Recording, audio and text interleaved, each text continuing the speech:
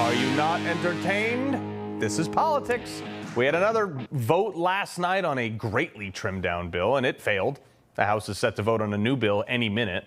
Okay, I can't say I'm upset with the fact that yesterday's failed, but we don't even know what's in this next one. I don't even think the congressman did. I remember I told you after Trump's first assassination attempt that this was the next 4 years, and it was going to be us versus them. That is what we are seeing now. And by us, I mean like you and me. Every other normal person that goes to work for 4, 5, maybe even 6 months of the year to contribute to this debacle we call government.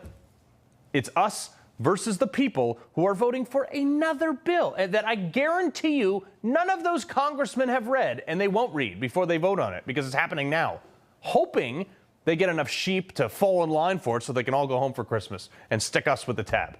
They still don't understand these new rules and how they work after the elections. And a tweet changed all of it? Can you imagine what the next 2 years are going to be like if every time the Congress works its will and then there's a tweet or from an individual who has no official portfolio, who threatens members on the Republican side with a primary, and they succumb? Yeah.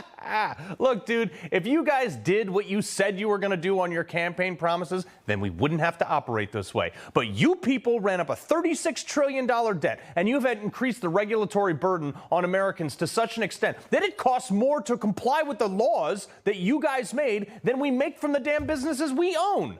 So excuse me for wanting just a little bit of oversight on what the hell you're doing down there. The next 2 years are going to be awesome to answer your question, not for you. And I'm glad you're angry, Congressman Neal. That's how we have felt for years. You're just mad because now you're being held accountable. Look, I know Trump endorsed this last bill last night, but he seems totally fine with shutting it down now. And my theory, I think him endorsing yesterday's bill was more of like a litmus test than actually trying to get it passed. I think Trump was like licking his finger, sticking it in the air, and while we're still on Biden's watch, by the way, so he can that Biden checks during military funerals, so he can figure out who's going to vote which way and where the winds fall in Congress, okay? And notorious anti-Trumper Chip Roy, he fell right into the trap. But I will say, look, Chip Roy said all the right things on the floor last night. Increasing the debt, $5 trillion. And what are you doing in the same bill? $110 billion unpaid for.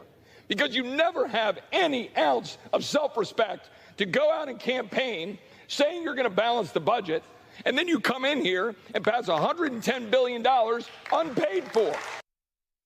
Okay, again, says all the right things, but let's talk about self-respect, okay? Little walk down memory lane. Chip Roy supported Ron DeSantis in the primary, if you can remember that. That was bad enough. Chip Roy praised Mike Pence for January 6th. Chip Roy called Ken Paxton to resign based on allegations that Paxton ended up beating and were found to be totally bogus. Chip Roy supported McCarthy during the Gates ouster, and he recently called MAGA a circular firing squad. So, when I say this was a test to see who would shake out where, there you go.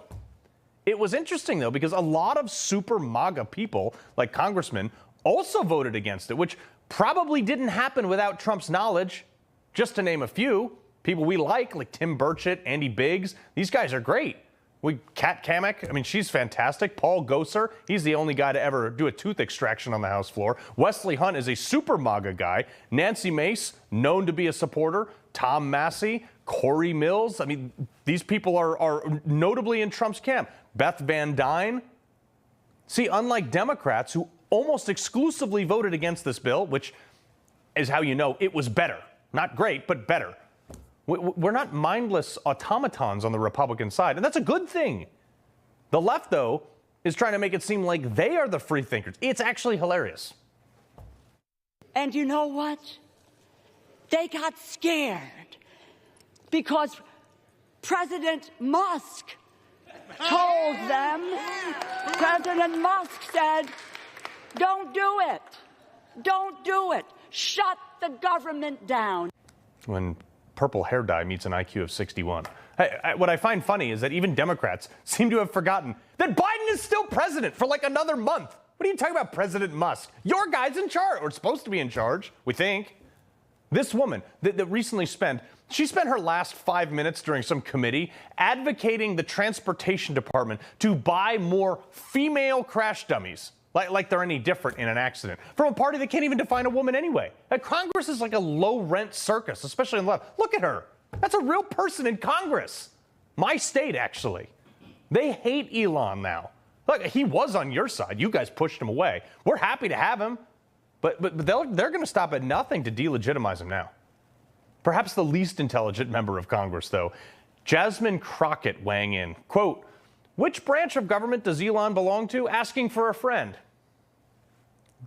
The people. He's a citizen. You know, who you work for. Also, Jasmine, this you right here with Alex Soros? Asking for a friend. Please lecture me more about billionaires and politics. Bernie Sanders also weighed in. Elon is the richest man in the world, is threatening to unseat elected officials if they do not follow his orders to shut down the government during the holidays. Are we still a democracy, or have we already moved into oligarchy and authoritarianism? Dude, George Soros has been doing this with Democrats for the last, 5 decades. Now, all of a sudden, you care about this? Real genuine with your 3 houses, right?